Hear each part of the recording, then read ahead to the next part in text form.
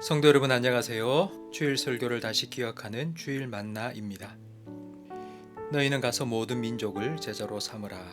예수님께서 유언처럼 남기신 지상 명령입니다. 코로나로 인한 언택트 시대, 우리는 어떻게 이 명령에 순종하여 복음을 전할 수 있을까요? 첫째, 의를 위하여 받는 고난을 예수님을 전하는 기회로 삼아야 합니다.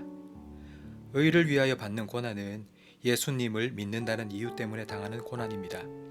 최근 이런 고난을 겪는 분들이 늘어나고 있습니다. 월요일 직장 출근하면 어제도 교회에 갔다 왔냐고 대놓고 핀잔을 주기도 합니다. 가정에서 혼자 신앙생활하는 여성도님은 요즘 남편이 자기 앞에서 대놓고 교회 욕을 얼마나 하는지 많이 힘들다고 하십니다. 당분간 이런 일들이 계속 있을 것 같습니다. 그런데 14절 말씀에 그렇게 고난을 받는 사람은 복 있는 사람이라고 말씀합니다. 고난 자체가 복은 아니지만 고난을 통해 얻는 유익이 있기 때문입니다. 요즘 큐티 본문인 창세기의 요셉의 삶을 보면 분명히 알 수 있습니다. 요셉은 13년의 종살이와 옥살이라는 고난의 시간을 보냈습니다. 그 시간을 통해 요셉의 믿음은 더 깊어졌고 마음은 더 넓어졌고 지위는 더 높아졌습니다. 지난주 지나간 2개의 강력한 태풍에 피해는 없으셨습니까? 교회에는 뒷마당에 은행나무가 부러졌습니다.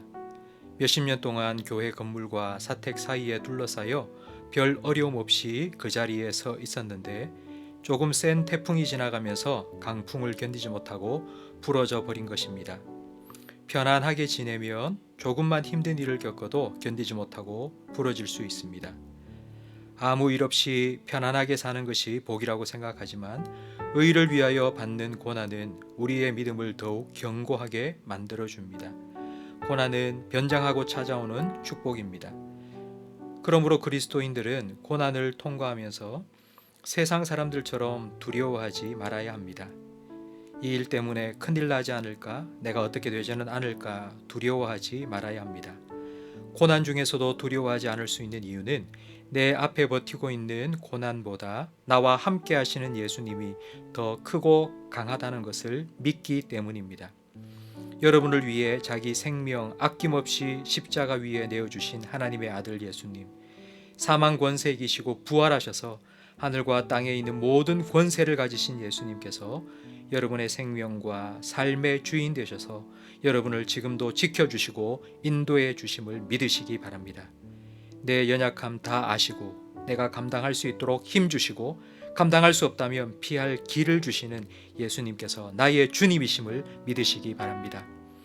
예수님을 나의 주로 인정하는 믿음이 있어야 고난 중에서도 두려움을 이길 수 있습니다.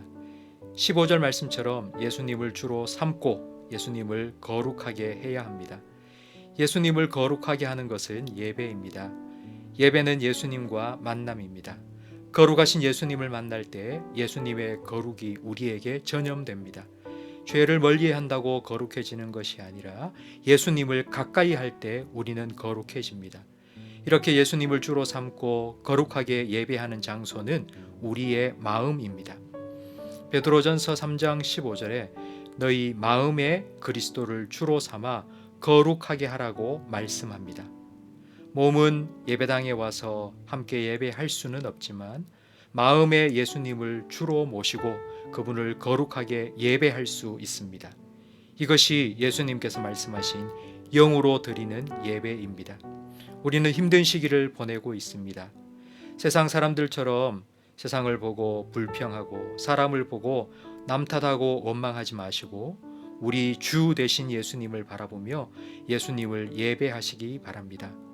고난 속에서도 참된 예배자로 살아가시는 여러분의 모습은 가시밭의 백합화가 바람에 이리저리 찢기며 더 짙은 향기를 발하듯 예수님의 향기가 될 것입니다.